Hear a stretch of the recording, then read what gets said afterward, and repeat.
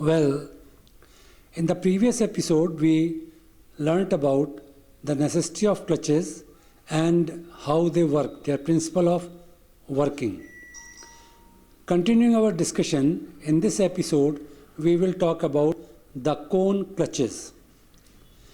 Now, the cone clutch has frictional surfaces which come in contact with each other in the form of surface of cone. The cone has got a circular base and a slanting surface.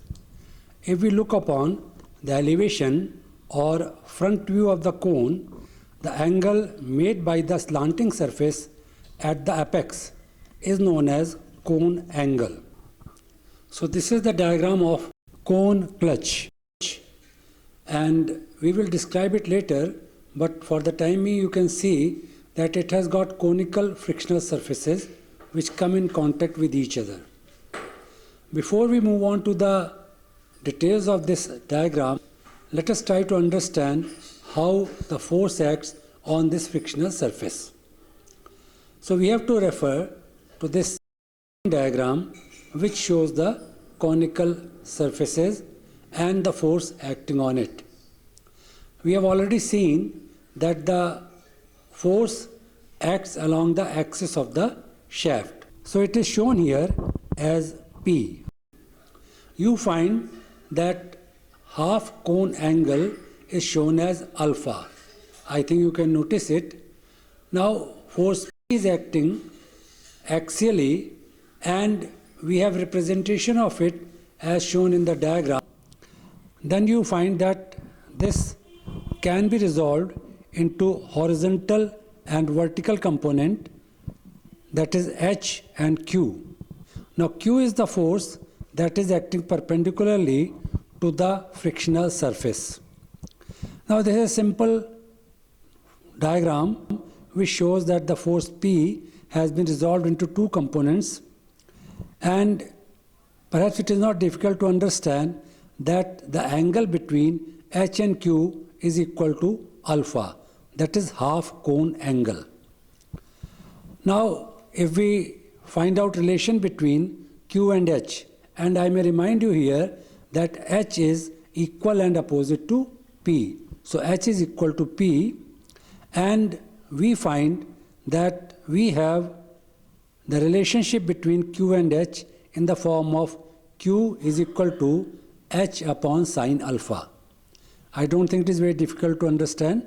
It is the relationship between perpendicular and hypotenuse. So we have Q is equal to H divided by sine alpha. Now the fact is that the value of sine of angle ranges between 0 and 1. Sine 0 is 0 and sine 90 degrees is 1. So that means the smaller the angle alpha, smaller will be value of sine alpha. Now because it is in denominator, therefore we find that the force Q will be multiplied by this factor.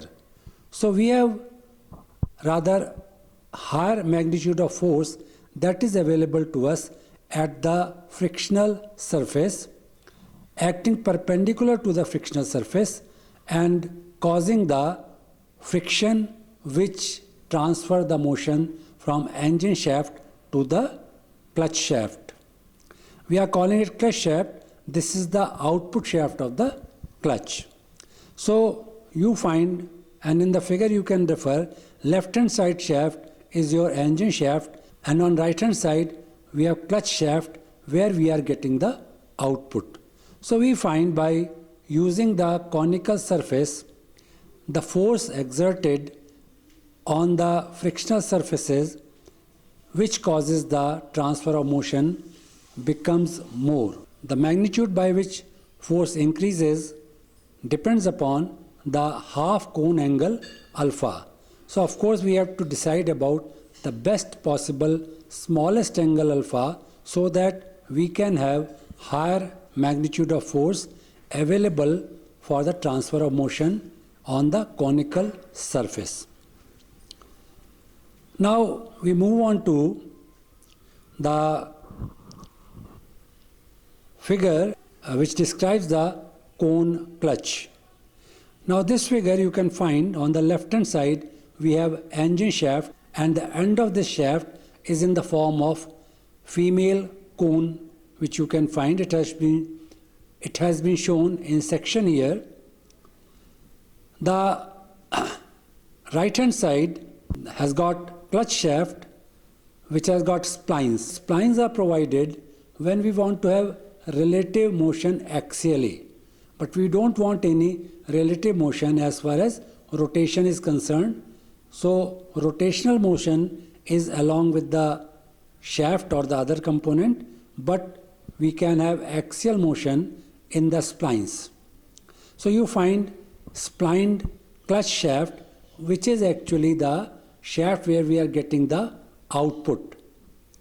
Now you find male cone, that is part of the cylindrical component which is capable of moving on the splines.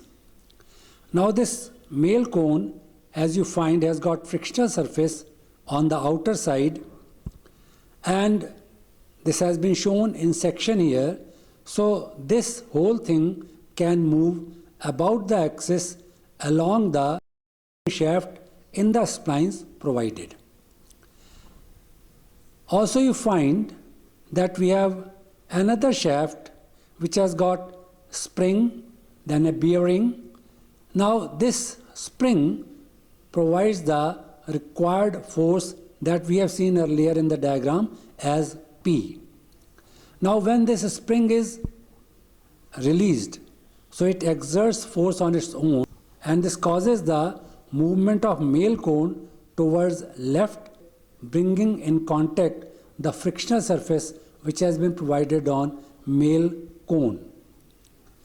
Now when these surfaces come in contact, we have frictional force, and that causes the transfer of motion from engine shaft to the male cone, and finally it is transferred to the clutch shaft which has been shown on the right hand side. It may be clarified here that there is no relative motion between the spring shaft and the male cone. They are moving independently of each other, so there is no motion between the male cone and the shaft which has got a spring on it. When we engage the clutch, that means when we are pressing the clutch pedal, we are exerting force against the spring. So it extends, and the contact between the male cone surface and female cone surface is lost. So that is what happens when we are engaging the clutch. But as we release the clutch pedal, we are removing the force that we exert against the force of spring. So the force of spring comes into action and causes the movement of male cone towards left. We gradually leave the clutch pedal, so we are gradually removing the force against the spring. Gradually the force of the spring is coming into action, and we have contact between the male cone and the female cone. When the clutch pedal is released completely, the force exerted by spring is sufficient to provide contact between the two surfaces, and motion is transferred from engine shaft to the clutch shaft. So this is how this cone clutch works, and I think I have tried to explain it through a simple diagram. The fact is that if you look upon an actual clutch, you may find the construction to be quite complicated, but that is depending upon so many other requirements which are there. But in the diagram, I have tried to use it in a simpler form so that it can be understood by you easily. So this is about the cone clutch, and in the next episode we will be taking up the single plate clutch. Thank you.